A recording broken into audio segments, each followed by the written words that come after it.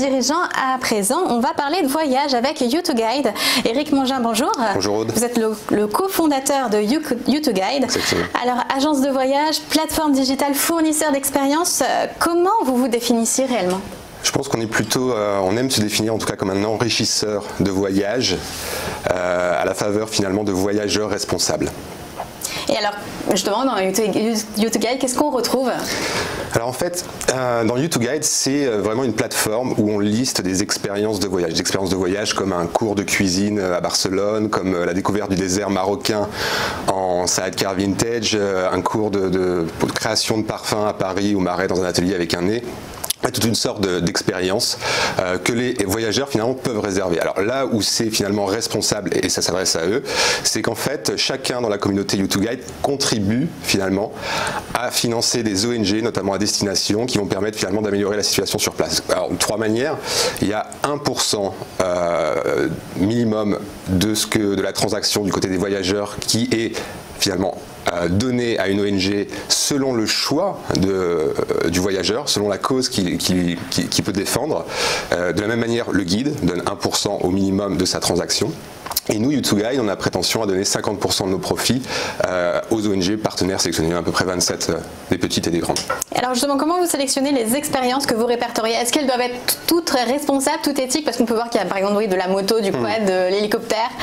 Non, l'idée c'est vraiment de pas contraindre finalement le voyageur à quelque chose vraiment de solidaire. Déjà, c'est très difficile de dire est-ce que c'est vraiment solidaire l'expérience ou pas. Donc nous, on est parti du principe d'utiliser un tourisme un peu alternatif qui n'est pas forcément solidaire, mais de mettre une couche finalement solidaire avec des ONG qui savent vraiment aider sur place. Donc en fait, il y a trois manières dont on les sélectionne. Il y a déjà nous-mêmes, fondateurs de You2Guide, nous sommes des grands voyageurs. Moi, j'ai vécu les 15 dernières années de ma vie entre l'Afrique, la Chine, le Cambodge et aujourd'hui Madrid. Et c'est un peu pareil pour tous les autres fondateurs. Et en fait, donc on a un réseau, donc on essaye finalement de faire confiance à ce réseau. On travaille quasiment exclusivement qu'avec des professionnels. Parfois, on peut co-créer une expérience, c'est-à-dire que si vous êtes un professionnel, que vous avez un talent, on peut essayer de dire, bon, imaginez que cette expérience peut devenir quelque chose d'intéressant pour les voyageurs. Par exemple, vous êtes sommelier, vous avez une belle cave, vous connaissez un peu l'histoire de Paris, pourquoi pas faire quelque chose à cette fin. Et puis, il y a aussi, il y a énormément d'acteurs qui sont très bons dans ce qu'ils font, mais qui sont très peu méconnus. Donc, on essaye finalement de les inviter à lister leur activité sur la plateforme. Et en général, c'est des gens qui ont déjà bonne presse localement, mais grâce à You2Guide, ils peuvent toucher d'autres voyageurs, notamment sur une dimension transnationale ou transcontinentale.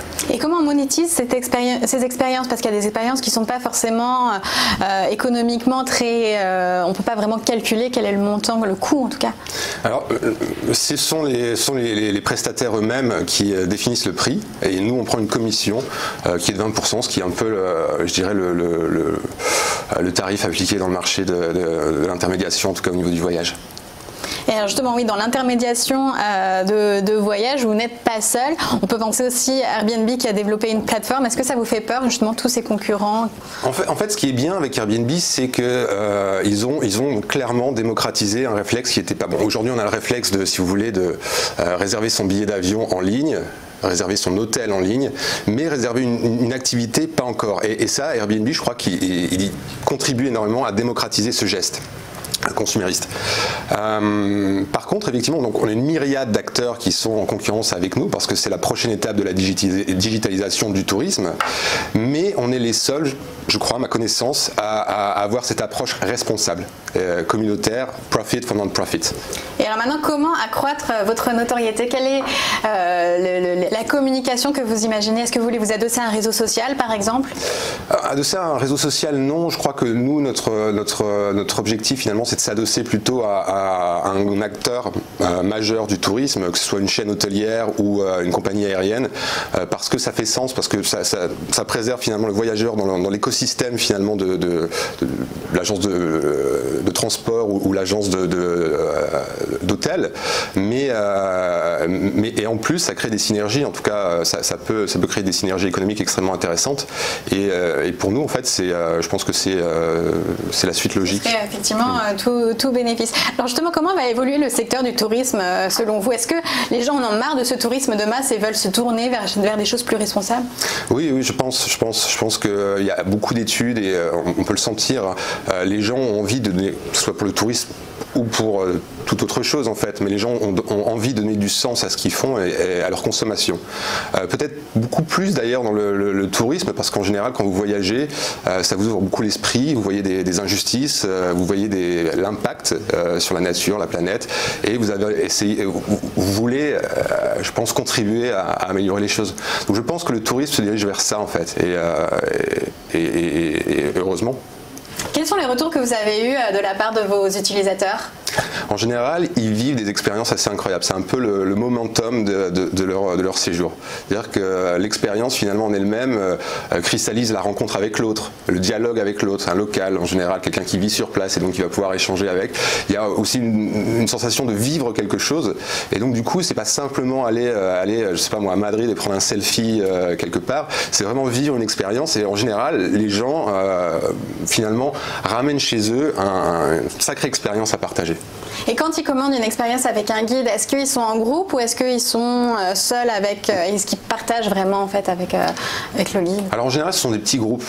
C'est toujours des petits groupes. Il y a des possibilités de réserver une activité pour une personne, mais en général, il y a toujours maximum 10 personnes en fait sur une activité, ce qui fait que ça reste extrêmement exclusif. En fait, il y a quand même un échange. On n'est pas avec un groupe type 2 équipes de football avec quelqu'un qui porte un drapeau et qui se balade en ville. Non, et puis en plus, il y a des choses qu'on fait avec les mains, il y a toute une expérience propre finalement à ce qu'on propose, et ça je pense que voilà, ça reste très exclusif en fait. Et quel est le panier moyen justement d'un utilisateur chez vous? Est-ce que vous avez des chiffres? C'est à peu près 100 €. 100 €, et pour une expérience qui dure?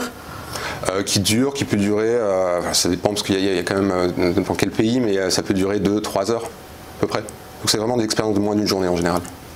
Et alors, quels sont les projets à court terme pour 2019 de U2Guide? Alors, c'est trouver ce partenaire dont je parlais, en fait, pour créer une synergie et finalement proposer une expérience la plus intégrée possible pour le voyageur. Et si on y arrive, c'est déjà pas mal.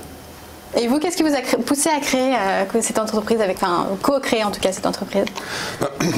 À la base, je suis un activiste social, donc je suis aussi président d'une association humanitaire, et je trouve qu'aujourd'hui, il est extrêmement important d'apporter du sens, en fait, de donner un nouveau récit finalement aux gens qui peuvent s'approprier. Et je crois que l'économie sociale et solidaire est un moyen assez fort d'ancrer finalement les gens dans une nouvelle aventure économique en tout cas, d'avoir plus de sens, de pouvoir partager, pouvoir essayer de rétablir un peu les inégalités dans ce monde, et en France en tout cas, qui sont assez profondes. Donc je crois que la mission d'une entreprise, c'est de pouvoir à un moment donné redonner, de redistribuer ces richesses pour pouvoir finalement faire que le terreau de l'économie, la société, soit le plus stable possible. Et c'était un besoin que vous aviez, vous, en tant que voyageur, justement d'aller chercher des expériences et d'aller chercher les personnes qui étaient capables de vous les amener? Oui, parce qu'en fait, quand on voyage, on a vraiment envie de vivre quelque chose qui est pas commun, qui est peu commun en fait. Le voyage, c'est quand même quelque chose de beau, et de pouvoir vivre quelque chose une expérience notamment qui serait entre guillemets amenée par un local ou faire quelque chose qu'on n'a pas l'habitude de faire. Je sais pas moi. Dernièrement, j'étais à Lisbonne et j'ai fait ma première leçon de surf avec des copains, avec un guide U2Guide, et c'était génial parce que j'ai fait quelque chose d'inattendu, que je pensais pas faire, et je l'ai fait comme ça entre deux business meetings, donc c'était plutôt sympa. Oui, et donc dernière question justement pour nous donner envie, est-ce que vous pouvez nous parler justement d'expériences comme cette leçon de surf ou peut-être d'autres encore plus atypiques que l'on trouve sur U2Guide et qu'il faut absolument faire? Alors moi je l'avais testé, c'est la découverte du désert d'Agafay au Maroc, en partant de Marrakech pendant 2 jours.